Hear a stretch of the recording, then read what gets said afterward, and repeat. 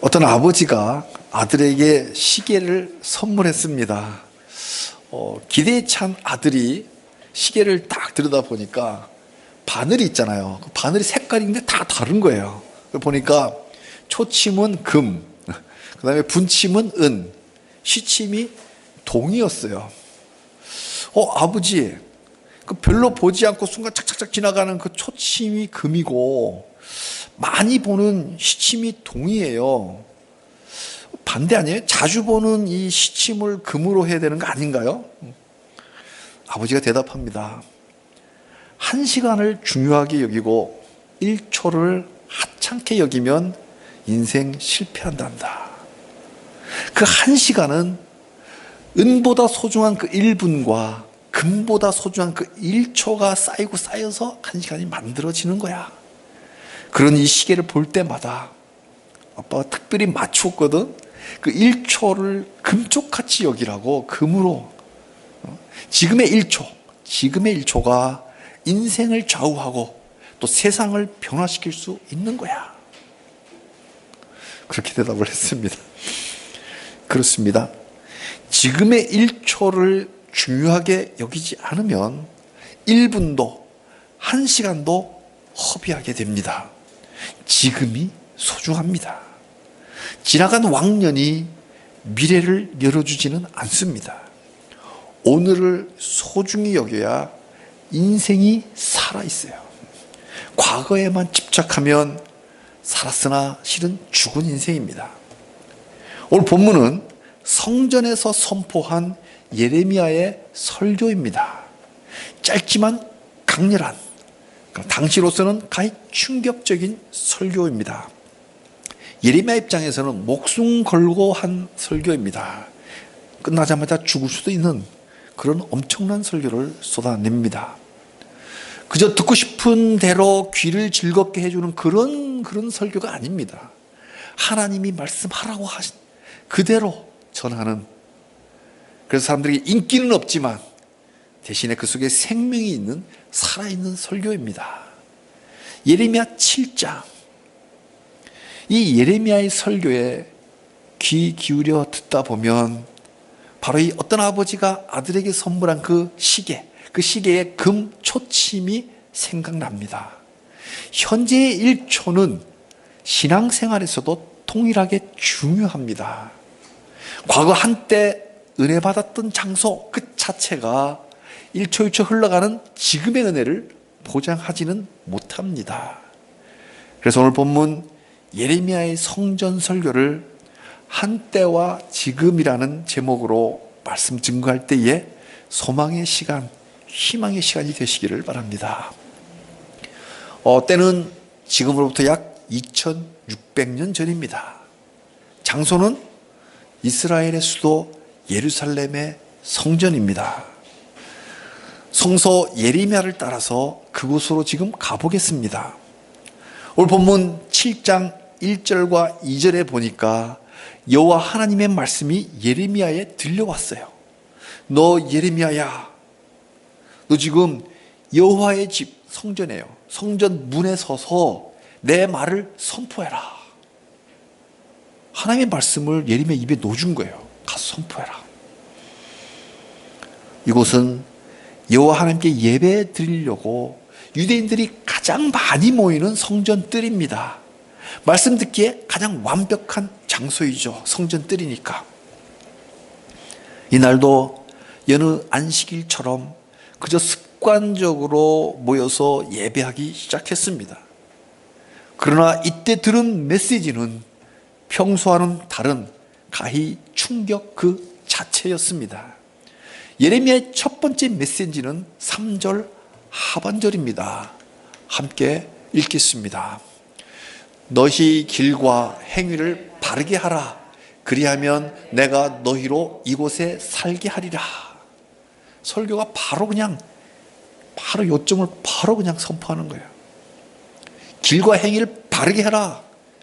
그러면 이곳에 살게 하겠다. 뭐 하란 설교일까요? 이곳에서 계속 이전처럼 하나님과 함께 살기를 원한다면 너 행동 바꿔라 하는 거예요. 굉장히 도전적이죠. 이걸 좀 더 실감나게 말하면 이렇습니다. 너희들이 만일 행동을 돌이키지 않으면 더 이상 이곳에서 살지 못할 것이다. 추방하겠다는 거예요. 자기들 영적인 엘리트로 자처했던 이 유대인들에게 충격이 아닐 수 없습니다. 지금 너희들 행동 안 바꾸면 여기서 추방당한다. 웬 선지자라고 18살, 19살 촌놈이 와갖고 성전에서 막 선포하는 거예요. 여기서 이곳이란 어딜까요? 넓게 보면요, 이스라엘 땅, 유대, 예루살렘 땅이라고 볼 수도 있고요. 좀 더 좁게 보면 바로 이곳 성전, 지금 성전 뜰이잖아요. 성전을 말하는 거예요. 이곳이 약속의 땅, 가나안 땅, 여기서 추방된다면 무슨 뜻이에요? 예루살렘이 파괴되고 이스라엘 나라가 망한다는 뜻이 되고요. 이곳 성전에서 추방된다 그러면 이 성전이 파괴되어 버리고 하나님이 성전을 떠난다는 무시무시한 뜻입니다. 이거는요, 입에 담을 수도 없고 상상조차 할 수 없는 일인 거예요. 이곳이 예루살렘이고 또 성전이기에 이곳이란 가장 소중한 것을 상징합니다. 가장 소중한 것을 너희들 다 날려버린다, 이런 뜻입니다. 네, 우리가 자유시민으로 살아가려면 나라가 있어야 돼요. 일제강점기에 나라가 없으니까, 주권이 없으니까 노예로 살았잖아요. 그러니까 주권이 있어야 돼요. 나라가 있어야 돼요. 우리가 자유민으로서 행복하려면 가정이 있어야 돼요. 사랑하는 가족이 있어야 돼요. 무엇보다 하나님의 사람으로서 경건하게 그 큰 기쁨 속에 살아가려면 하나님과의 관계가 가장 소중합니다. 그런데 행동을 돌이키지 않으면 이 소중한 것들이 다 사라진다는 경고입니다. 이 굵고 짧은 이 한마디, 설교가 얼마나 강력하게 다가왔을까요? 행위를 바르게 하라. 어떻게 하라는 걸까요? 예레미야는 그 대답으로 5절에서 7절에 설명해 줍니다. 그런데요, 이 행위와 길을 바르게 하라는 이 설명을 가만히 5절 7절 보면요, 너희들 예배에 좀 더 정성 쏟아라, 이런 말이 나오지 않아요. 예배를 좀 더 경건하게 드려라, 더 멋있게, 더 세련되게 드려라, 이런 말이 한마디도 없어요. 왜 코디를 좀 더 멋있게 하고 물 흐르듯이 그렇게 진행하지 않느냐, 좀 더 찬양을 멋지게 하지 않냐, 이런 말이 한마디도 안 나와요. 그 대신에 무슨 말 하냐면 일상생활, 크리스천 라이프, 너희들 실제 삶에서 정말 하나님을 닮아서 행동했느냐라고 이야기합니다. 5절에 너희들 서로 공정하게 행동해라. 6절에 뭐요? 약한 자 착취하지 마라. 너 착취했잖아.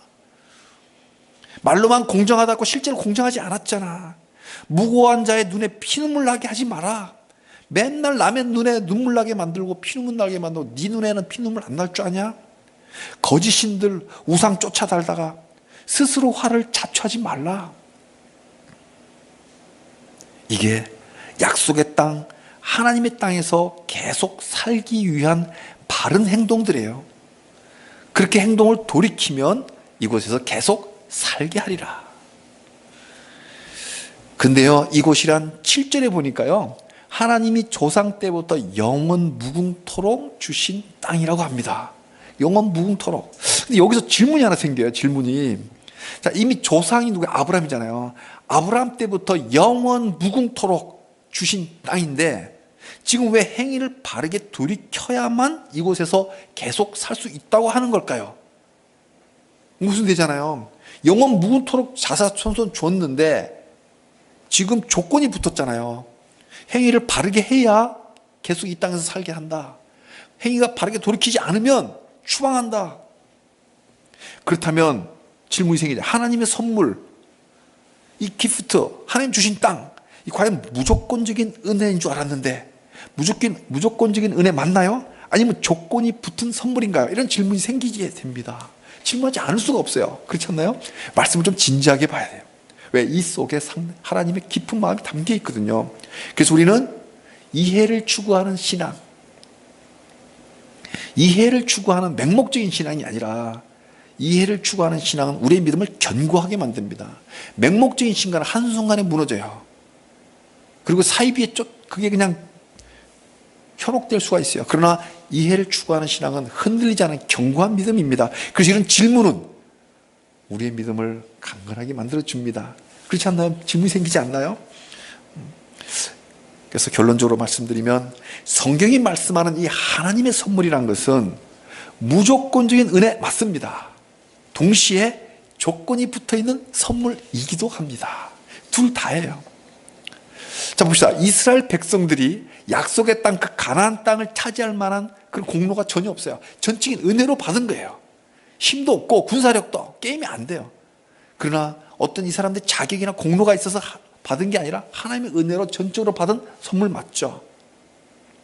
그런데 중요한 거는 그 땅을 하나님이 거저 그냥 선물로 주신 건데, 그리고 영원 무궁토록 대대로 주신 건데 그 땅을 누구한테 줬어요? 하나님의 백성들에게 준 거잖아요. 그러니까 그 땅에서 계속 살려면 하나님의 백성이라야 되는 거예요. 하나님의 백성이라면 무조건적인 은혜로 받은 땅 유지되는 건 맞습니다. 근데 그 땅에서 하나님의 백성으로 들어가고 변질되면 쫓겨나는 거 마찬가지예요. 하나님이 무서운 하나님이라서 원주민들 쫓아낸 게 아니고 가나안 땅의 주민들이 워낙 죄악이 너무 관영해서 심판받은 거예요. 그래서 그 땅을 회복하라고 이스라엘 백성 보냈는데, 그 땅에 들어가서 하나님의 길을 걸어간다면 무조건적인 은혜 맞아요. 근데 지금 조건이 붙는 건 뭐예요? 하나님의 백성으로 살아가야만 한다. 그렇지 않다면 너희들 똑같이 추방된다. 그게 뭐예요? 은혜가 먼저 왔고 그 다음에 순종이 따라야 된다는 거예요. 순종했기 때문에 은혜 받은 것이 아니라 우리 태어나기 전부터 아신다 그랬잖아요. 그 순종해서 뭔가 잘해서 이뻐서 그래서 은혜 받은 게 아니라 은혜 받았기 때문에 지금 그 은혜에 합당한 행동으로 순종해야 그 은혜가 계속 누릴 수 있다. 굉장히 중요한 신학적 진리를 이 말씀에 담겨 있습니다. 과거 한때 은혜 받아서 예수 믿고 구원 받았으니까 그 다음에는 아무렇게나 살아도 구원에 아무 지장이 없다는 말, 이 말은 거짓말이에요. 다른 복음, 사도 바울이 갈라디아에서 경고했던 그 다른 복음, 갈라디아에서 보면 다른 복음이 수없이 나와요. 그게 다 이단이란 말, 거짓말이란 말이에요.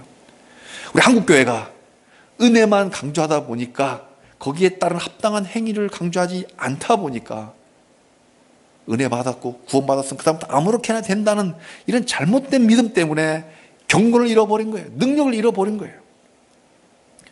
과거 유대인들이 구약 성경을 오해한 거예요. 율법의 행위로 구원받는다는 율법주의로 잘못 해석했어요. 지금도 우리가 구약 성경은 마치 율법인 것처럼 생각을 해요. 율법주의로, 율법을 지켜야만 구원받는 거라 써놓은 책으로 보는 사람이 있어요. 심지어 어떤 사람은 구약은 성경도 아니라고 생각하는 잘못된 사람이 많이 있습니다. 우리 현대인들은 지금 신약 성경을 어떻게 이해해요? 은혜로만 구원받으니 행위는 아무래도 상관없다는 율법 폐기론의 해석, 이 둘 다 지옥행 속임수예요. 1초 1초를 무시하다가 그 금으로 새겨놓은 그 초침, 황금 같은 세월을 다 망치듯이 한때 은혜 받았으면 지금은 행동을 아무렇게나 해도 된다는 말은 현대판 면죄부와 똑같습니다. 이런 거짓말에 속지 말아야 됩니다.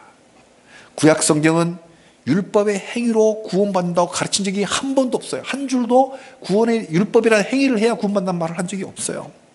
신약 성경도 오직 은혜로만 구원받으니 율법 무시하고 아무렇게나 행동해도 된다고 가르친 것이 단 한 줄이 없습니다. 그런데 이걸 잘못 해석하고 있어요. 은혜를 강조한 누구야? 로마서, 갈라디아서. 강렬합니다. 그러나 이 로마서, 갈라디아서조차도 율법을 무시하고 아무렇게나 행동하라고 가르치지 않았어요. 행위를 강조한 야고보서와 갈라디아서는 같은 성경이에요. 구약 성경을 잠깐 보겠습니다. 율법의 핵심이 뭐야? 십계명입니다. 십계명은 출애굽기 20장 3절에 처음 나옵니다. 이 십계명의 바로 앞에 2절을 잃었습니다. 십계명 3절부터 십계명이 나오거든요. 그 바로 앞에 2절이 어떻게 되냐면요. 나는 너를 애굽 땅 종되었던 집에서 인도하여 낸 네 하나님 여호와니라. 이 말씀을 먼저 하고 십계명을 주세요. 뭐예요? 너희도 구원받았잖아요. 구원받았다는 말을 먼저 하고 그 다음에 십계명을 줍니다. 그러니까 순서는 이집트 종살이에서 구원받은 은혜가 먼저고 그 다음에 이제 구원받았으니 그 은혜에 합당하게 살라고 주신 율법이 바로 십계명입니다.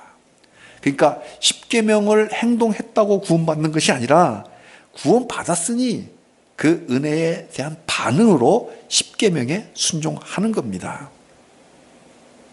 실제로 하나님은 십계명이란 율법을 주시기 전에 먼저 모세를 시내산으로 부릅니다. 뭐예요? 십계명 출애굽기 20장이라고 했잖아요. 19장에 보면요, 먼저 십계명 주시기 전에 모세를 불러요. 19장 5절과 6절입니다. 너희가 내 말을 잘 듣고, 말을 들으라, 듣고 내 언약을 지키면 너희는 내 소유가 되겠고 제사장 나라가 되며 거룩한 백성이 되리라. 제사장 나라가 벌써 이때부터 나온 거예요. 이때 뭐예요? 십계명 지킨다고 내 백성 된다고 이야기 안 하잖아요. 내 언약을 지키고 내 말 잘 듣고 나와 언약을 지키면 내 소유가 되겠고 제사장 나라가 되고 거룩한 백성이 되겠다. 이게 바로 시내산 언약입니다. 이 언약 체결한 이후에 20장 와서 십계명 줍니다. 그리고요 25장 와갖고 성막 설계도를 주십니다. 그리고 과연 그 성막 설계도대로 성막을 지켜서 40장의 모세가 성막을 완성해서 봉헌을 하죠. 그때 여호와의 영광이 충만하게 임재를 합니다. 그리고 나서 레위기로 넘어갑니다. 레위기에 와서 그 제사 각종 제사법을 주십니다. 그리고 제사법 뒤에 뭐예요? 정결법, 음식법, 절기법들을 주시는 거예요. 이런 율법들이 쫙 나와요. 그러니까 뭐예요? 구약 성경 이 십계명을 중심으로 제사법, 그 다음에 많은 규례들을 이 지키라고 행동으로 주는 이 행동들이 뭐예요? 그 행동으로 구원받는 게 아니라 구원받은 백성으로서 구별된 삶을 살라고 주신 게 율법이에요. 그러니까 이 자체는 전부 다 복음입니다. 그러니까 한때 받은 은혜가 계속 되려면 지금 째깍하는 초침이 흘러가는 이 지금 now 은혜에 합당한 삶을 살아야 이곳 하나님 임재 안에 살아가는 우리가 누리는 이 복들 이곳을 계속 살 수 있습니다. 행동을 돌이키지 않으면 은혜는 정지합니다. 영이 깜깜해져요. 혹시 지금 미래를 생각하며 현재 두려워하고 계십니까? 하나님이 보이지 않습니까? 그렇다면 첫사랑을 어디서 잃어버렸는지 체크해 봐야 돼요. 그리고 체킹이 되면 그 지점에서 다시 돌이켜야 됩니다. 오늘 예레미야가 첫 번째 한 설교가 뭐야? 너희 길과 너의 행위를 바르게 해라. 돌이키는 거, my way, 내 길로 갔던 거, 내 행위를 바르게 하는 거예요. 시침을 보기 전에 초침을 먼저 보시기 바랍니다. 사실 초침 잘 안 보잖아요. 그렇지만 그래도 초침을 한번 보시기 바랍니다. 현재니까. 과거 한때의 은혜만을 자랑하지 말고 현재, 지금 은혜에 합당한 행동을 하고 있는지부터 점검해 봐야 됩니다. 그래서 찔리면 성령님께서 찔러주는 거예요. 지금이라도 돌이켜야 됩니다. 지금 행위를 바르게 하라. 그러면 이곳에서 살게 하리라. 이 하나님의 마음이에요. 유다 백성들이 지금 곧 멸망하게 생겼는데 지금이라도 돌이키라. 이 메시지가 충격이었죠. 그렇다면 다음 메시지는 더 충격적입니다. 4절입니다. 이것이 여호와의 성전이라, 여호와의 성전이라, 여호와의 성전이라 하는 거짓말을 믿지 말라. 지금 예레미야가 설교하는 장소가 어디라고 그랬죠? 성전 뜰이에요. 여기 성전 맞잖아요. 근데 지금 예레미야 뭐라 그래요? 이것이 여호와의 성전이라 하는 거짓말을 믿지 말라는 거예요. 이게 어찌된 일일까요? 또 질문이 생기지 않습니까? 질문하는 거 우리 좋은 거예요. 물론 그곳은 성전 맞습니다. 일찍이 솔로몬이 건축해서 여호와 하나님께 봉헌했던 그 성전입니다. 하나님이 이름을 두시고 임재하신 곳으로 수백 년 동안 내려온 성전 맞습니다. 그런데요, 어느샌가 성전이라는 건물 자체가 하나님이 되어버렸어요. 실제의 삶이 어떠하든지 간에 유대에게는 성전이란 건물이 있으니 절대로 망하지 않는다고 스스로를 속였습니다. 그러니까 성전에서 하나님을 예배하는 게 아니라 성전 자체를 숭배한 거예요. 그러니까 성전 숭배가 된 거예요. 그러니까 성전이 곧 우상이 되어버린 거예요. 교회가 우상이 되어버린 거예요. 교회는 에클레시아, 부름받은 사람들의 모임인데, 공동체인데, 그래서 모여서 하나님을 찬양하고 기도하고 하나님께 예배드리는 그런 모임인데, 예배 자체가 자기의 신이 되어버린, 우상이 되어버린 거예요.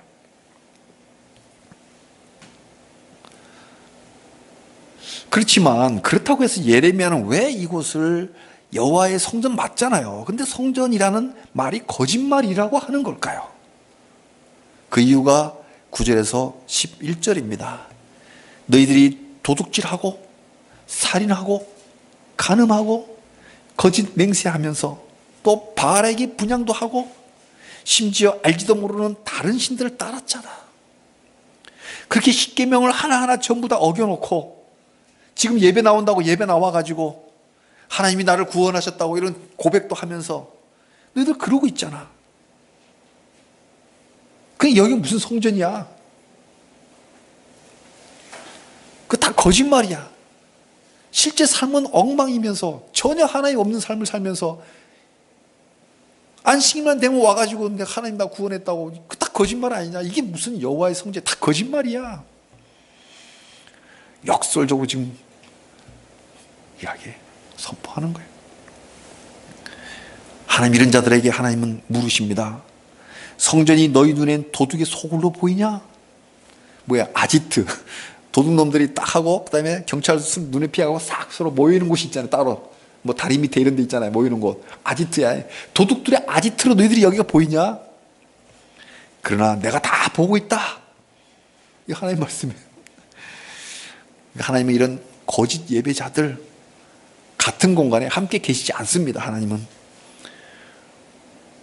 한때 은혜의 장소라면서 브랜드 자랑하듯이 영적 우월감을 가져도 지금 자기 욕망만을 쫓아 살아간다면 그곳에 하나님이 임재하지 않으십니다.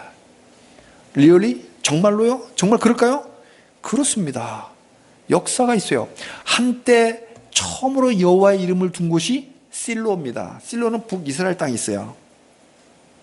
언약궤를 두었던 장소가 바로 실로예요. 성소예요. 그때는 성전은 아니지만 성소예요. 거기 뭐예요? 엘리 제사장이 비록 잘못해갖고 거기서 심판받았지만 그때 누구야? 어린 사무엘이 거기서 자랐던 곳이에요. 한나의 기도, 사무엘상 처음부터 나와요. 한나가 자랐던 그 성소가 바로 실로입니다. 그 실로가 지금 어떻게 돼요? 망했잖아요. 북이스라엘이 먼저 망했잖아요. 그래서 예루살렘보다 먼저 망해서 지금은 잡초만 우거진 폐허가 되어버렸어요. 한때 하나님의 성소인데 사무엘이 자랐던 그 성소 실로가 지금 잡초만 우거져 있는 폐허가 되어버렸다니까요. 그러니까 실로 자체가 우상이 돼서는 안 되는 거예요. 근데 유다 사람들이 어떻게 생각했냐면요. 에이 그래 맞아. 그렇지만 북이스라엘 걔들 그냥 문란했잖아. 그러니까 부패해서 하나님께 벌 받아서 망한 거지. 우리 예루살렘은 달라. 실로하고는 달라. 우리 예루살렘이 정통이 있는데 솔로몬이 다윗 왕 솔로몬이 지어가지고 지금 수백 년간 내려온 이 전통이 있는데 우리는 정통파야. 절대 망하지 않아. 엘리트 의식에 쌓여서 자만이에요. 자만. 근데 예레미야 뭐라 그래요? 실로의 성소가 망했듯이 예루살렘 성전도 망할 것이다. 왜? 행위를 바르게 해야 여기서 계속 살 거라고 이야기했잖아요. 행위를 바르게 하지 않으면, 돌이키지 않으면 이곳에서 살지 못한다. 이곳이 망가진다.